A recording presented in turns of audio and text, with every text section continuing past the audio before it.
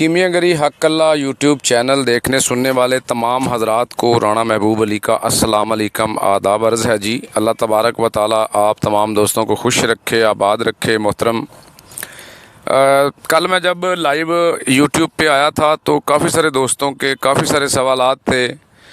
दोस्त अहबाब भाई जो है ना, वो अपने अपने तरीके से सवाल कर रहे थे।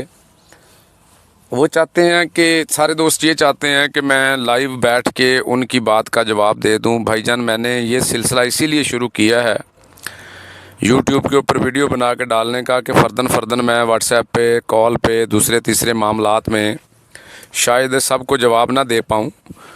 तो आप तमाम हज़रात से मेरी रिक्वेस्ट होती है कि जब भी मैं लाइव आऊँ तो कोशिश किया करें अपना मुख्तसर और जामिया सवाल आप वहाँ पे टाइप कर दिया करें और थोड़ा इंतज़ार किया करें। मैं जैसे ही आपका सवाल देखता हूँ तो फिर उस सवाल को, सारे दोस्तों के सवालों को, 5-10 लोगों के सवालों को कंबाइन करके मुझे समझ में आ जाती है बात कि मैंने किस टॉपिक पे वीडियो बनानी है। फिर मैं उसी टॉपिक पे क्लियरली एक वीडियो बना देता हूँ ताकि आप दोस्तों के कॉन्सेप्ट्स क्लियर हो जाएँ उसमें। तो कुछ दोस्तों ने बात की कि जी राणा साहब, आप हमें कोई आसान बाज़ार जाने का नुस्खा बता दें। कुछ दोस्तों ने बात की कि जी चांदी को तेज़ाबी करने के बारे में बता दें। कुछ का सवाल था कि जी पारा चांदी कैसे बनेगा। इसी तरह के काफ़ी सारे डिफरेंट सवालात और जवाबात लोग कर रहे थे। तो मेरी आप तमाम हज़रात से रिक्वेस्ट है कि कोशिश करें कि जो आप वीडियो मेरी देखते हो, जो टॉपिक मैंने डिस्कस किया होता है, आप उसके ऊपर मेरे साथ बात किया करो। नए टॉपिक के लिए आपको वेट करना पड़ेगा थोड़ा सा, क्योंकि मैं कोशिश करूंगा कि कीमियागरी के रेलिवेंट जो चीज़ भी मुझे समझ में आई है वो मैं ख़ुद एक्सप्लेन कर दूं। मैं छुपा के दुनिया से लेके कुछ नहीं जाना यहाँ से। अगर मेरी किसी भी रिसर्च से, किसी भी नॉलेज से, किसी भी प्रैक्टिकल से आपको कुछ मिल जाए या आपको कुछ सीखने को मिल जाए तो ये मेरे लिए इज़्ज़त की बात है, फ़ख्र की बात है कि आप दोस्त इतना प्यार दे रहे हो, यूट्यूब की वीडियोस को लाइक कर रहे हो, सब्सक्राइब कर रहे हो चैनल को और फिर आगे शेयर कर रहे हो दोस्तों के साथ। आप दोस्तों के सपोर्ट का और आप दोस्तों की मोहब्बत का बेहद शुक्रिया। मैं मशकूर व ममनून हूँ आप सब का कि आपने मुझ जैसे बंदा नाचीज़ की बातों पे गौर किया। काफ़ी सारे एटॉमिक एनर्जी के लोग और काफ़ी सारे केमिस्ट्री के जो माहिर लोग हैं वो अपने तौर पे मुझे सवालों में उलझाने की कोशिश करते हैं। तो मेरा उन सब के लिए पहले ये जवाब दे रहा हूँ उनको, मैं जो एटॉमिक एनर्जी से या जो केमिस्ट्री के लोग हैं उनको मैं ये बात बता दूँ कि आपके किसी भी सवाल से मेरी सेहत पे कोई फ़र्क नहीं पड़ता। अल्हम्दुलिल्लाह मेरा कॉन्सेप्ट इस मामले में जितना क्लियर है, मुझे किसी भी बात ने, किसी भी आपके प्रैक्टिकल ने या किसी भी आपकी रिसर्च ने मेरे मामलात को जो है वो डिस्टर्ब नहीं कर सकते। इसलिए नहीं कर सकते क्योंकि मेरा कॉन्सेप्ट अल्हम्दुलिल्लाह मैटर ऑफ गोल्ड के ऊपर पूरा क्लियर है कि मैं जो जिस पे मैंने रिसर्च की है या जो मैं करना चाहता हूँ या जो कर रहा हूँ वो पानी की तरह क्लियर है मेरे ऊपर कि मैंने इसको कैसे किधर लेके जाना है। अगर आप हवाले देते हो कि जी फ़लाना कोई बंदा है वो कहता है कि पिंकी पोटाश के साथ पारा अगर कुश्ता हो जाए तो ज़िंदा नहीं होता, या आप कोई हवाला देते हो जी फ़लाना बंदा है वो कहता है जी ऐसे तो हो नहीं सकता, फ़लाना नहीं हो सकता। भाईजान, मैं क्लियर कट बता रहा हूँ आप दोस्तों को कि मैं अपनी रिसर्च के बेस पे चलने वाला बंदा हूँ। अगर मेरी बात किसी को अच्छी लगे तो बहुत शुक्रिया, ना लगे तो कोई मसला नहीं है। आज मैं जिस टॉपिक के ऊपर, ये जो कंबाइंड टॉपिक मैंने सेलेक्ट किया है आप सब दोस्तों के कमेंट्स को मद्देनज़र रख के, तो मैं आप सब के गोशगुजार एक बात कर देना चाहता हूँ। 2-3 दोस्तों ने ये बात की थी कि बीज के लिए हम कौन सी चीज़ को इस्तेमाल करेंगे। तो मैं इस टॉपिक पे बात करना चाहता हूँ कि सीड ऑफ गोल्ड जो है ना, ये किन चीज़ों के अंदर ज़्यादा मिकदार में है और किन धातों के मिलाप से ये सीड ऑफ गोल्ड जो है ये परवान चढ़ सकता है, सामने आ सकता है, गोल्ड एक्सट्रैक्शन में हमारे लिए फ़ायदेमंद हो सकता है। तो मेरे पॉइंट ऑफ व्यू के मुताबिक जो अभी तक मैंने स्टडी की है कि सीड में जो चीज़ें काम कर रही हैं, एलिमेंटल चीज़ें, सबसे टॉप पे लोहा है, अल हदीद शरीफ, और दूसरे नंबर पे सिक्का है, तीसरे नंबर पे कलई है। ये 3 धातें ऐसी हैं जो सीड का काम कर सकती हैं, सीड के तौर पे हम इसको ले सकते हैं।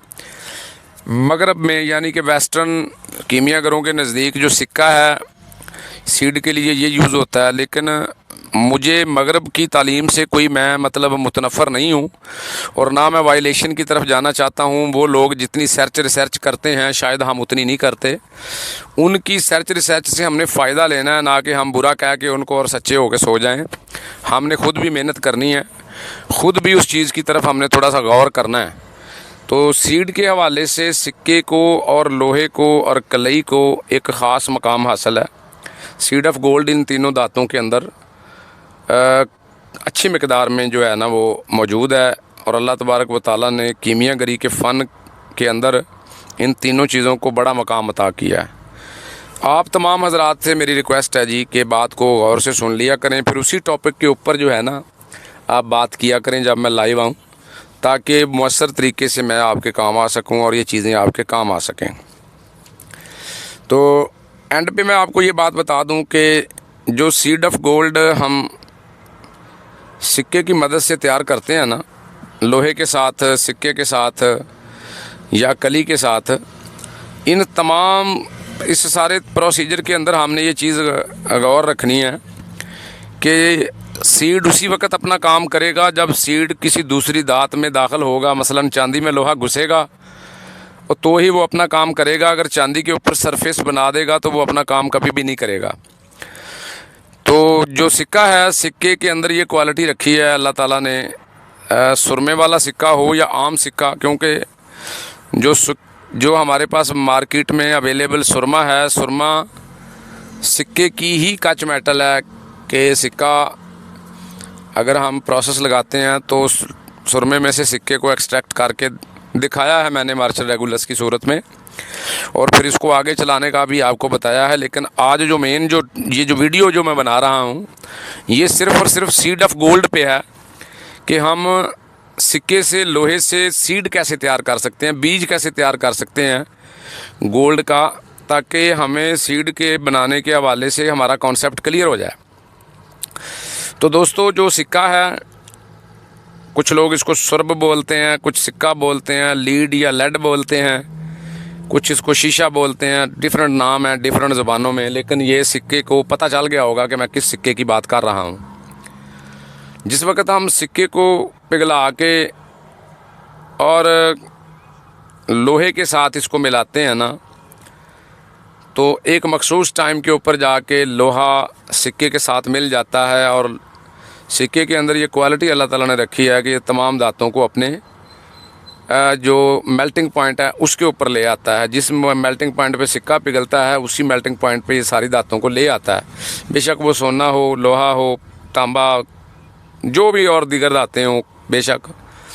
तो इसका काम है सिक्के के अंदर ऐसे जो रेडियो एक्टिव एलिमेंट की मौजूदगी है कि ये सारी धातों को अपने लेवल पे ले आता है, और जब ये अपने लेवल पे ले आता है तो जाहिर सी बात है वो धात खुलती है, तो उसका जो सीड होता है, उसके अंदर जो कण होता है, ये सिक्का अपने अंदर ले लेता है। जब हम इसको चांदी के साथ मिला के चरख देते हैं तो ये सीड उसमें एंटर करवा के ख़ुद ये रफू चक्कर हो जाता है, जल जाता है, उड़ सड़ जाता है, जो भी होता है, लेकिन सीड को उसके अंदर पैवस्त कर जाता है, प्रमेश हो जाता है। सीड यानी कि बीज किसी दूसरी धात में अगर हमने डालना है तो वो सिक्के के थ्रू डालेंगे। बेशक सोने का बीज हमने चांदी को देना है या